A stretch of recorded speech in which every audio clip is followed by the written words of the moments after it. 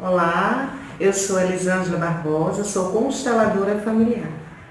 Vamos conversar um pouco sobre essa nova técnica.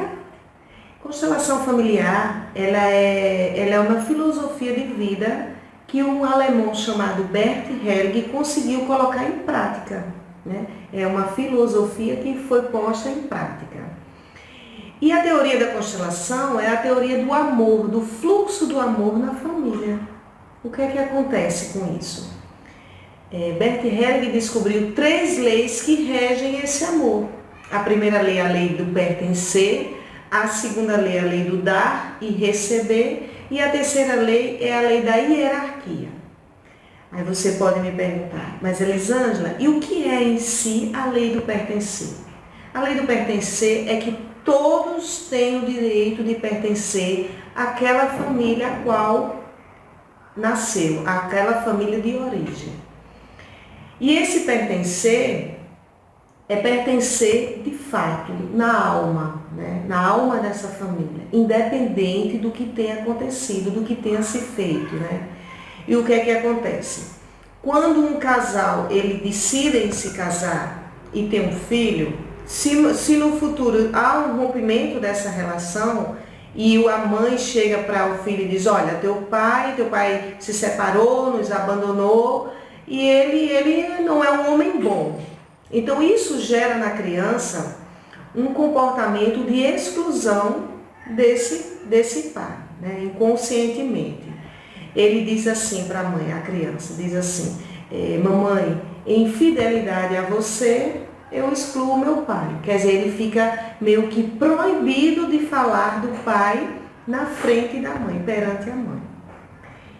E como essa lei não pode ser burlada, essa lei do amor de pertencer, porque o pai já é pai dessa criança, independente do que tenha acontecido entre ele e a mãe dessa criança, ele já é pai dela. Então o que é que vai acontecer? Essa criança pode se emaranhar na vida dela. E como é isso, Elisângela? Ela pode trazer para ela o comportamento do pai. Seja lá qual for esse comportamento, se o pai é um alcoólatra, se o pai ele tem algum comportamento que não conduz como alguma conduta de vida. Então essa criança, por fidelidade à mãe, ela exclui, mas em compensação, para ela poder trazer o pai e dizer, papai, eu te amo e te honro por isso, ele tende a ter esse comportamento. Se isso não é feito, se esse fluxo desse amor não é trazido, se a memória desse homem, desse pai, não é trazido de fato para a vida dessa criança, há um rompimento desse amor. E para isso precisa-se novamente fazer o pertencer a esse grupo, mesmo que seja nessa honra do pai ter dado a vida para essa criança. A segunda lei do amor de Bert Helling é a lei do dar e receber. O nosso maior dom de vida que nós temos é o dom de estar vivo. E quem nos dá a vida? Os nossos pais. Há um desequilíbrio de troca desse amor entre pais e filhos, porque o pai e a mãe, eles nos dão a vida, e isso basta, isso é tudo. Todas as outras coisas que porventura a gente precise nesta vida, possa ser que sejam os nossos pais que nos deem, mas possa ser que seja alguém do mundo que nos dê isso também. Então, esse dar e receber, há um amor aí. O que é que acontece? Os pais nos dão a vida e nós não temos como dar mais do que isso para os nossos pais. Aí você me pergunta, sim, Elisângela, mas como a gente vai fazer esse fluxo desse amor entre o dar e o receber, dar continuidade? Quando você recebe a vida dos seus pais, você, para poder dar continuidade a esse amor, você se casa. Você se casa e tem filhos. E passa esse amor que você recebeu para os teus filhos. Ah, Elisângela, mas eu decidi não casar, eu quero viver uma vida só. Tudo bem, não tem problema. Você vai ter uma profissão. Então, dentro da tua profissão, você pode levar o fluxo do amor e dar continuidade a todo esse dar e receber que você teve dos seus pais. E como é que há um emaranhamento quando é burlada essa segunda lei do amor entre o dar e receber? Se por acaso o filho, ele diz assim, eu não honro os pais que eu tenho, quando há essa falta de honra para com os pais, a criança ela se torna maior do que eles, do que os pais.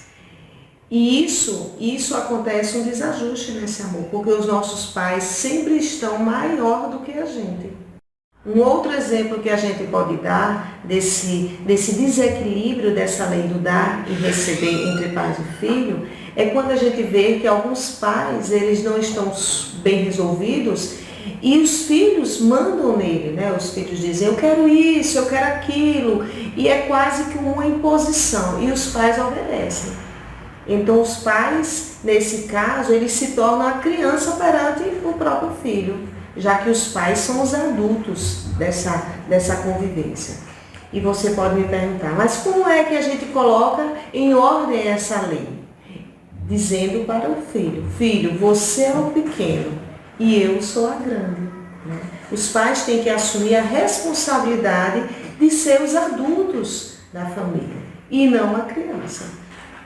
Essa é a segunda lei do amor. A terceira lei do amor é a lei da hierarquia. E o que é que essa lei nos diz? Que quem vem primeiro tem prioridade de quem vem depois. Isso em relação aos nossos pais e em relação também aos irmãos. É isso que Bert Hellinger nos traz. Os pais vêm primeiro, então os pais têm prioridade em relação aos filhos. Se há uma inversão nisso, se é os filhos que mandam nos pais, se são os filhos que dizem, eu ordeno as regras da casa, há uma inversão dessa hierarquia, porque os pais são os adultos e os filhos são os pequenos, são as crianças. Dessa mesma forma acontece entre os irmãos. O primeiro irmão que nasceu tem prioridade em relação a todos os outros, em relação ao segundo, em relação ao terceiro e assim sucessivamente. E essa prioridade não é uma prioridade arrogante, não é uma prioridade que impõe, mas é uma prioridade por experiência de vida, pela vivência que teve, por vir primeiro, por conhecer a vida, por passar pela vida primeiro em relação àquele. Em relação aos nossos pais, essa prioridade é pela vida mesmo que nos deram.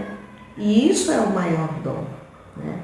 E a gente tem vários exemplos de pessoas que se tornaram filhos que mandam nos pais. E isso há um emaranhamento muito grande na vida dessa criança ou desse adulto, né? Então essas são as 3 leis do amor que conversamos. As 3 leis do fluxo do amor na família. A primeira lei, a lei do pertencer. A segunda lei, a lei do dar e receber. E a terceira lei, a lei da hierarquia. Falei hoje um pouquinho sobre constelação familiar. Namastê.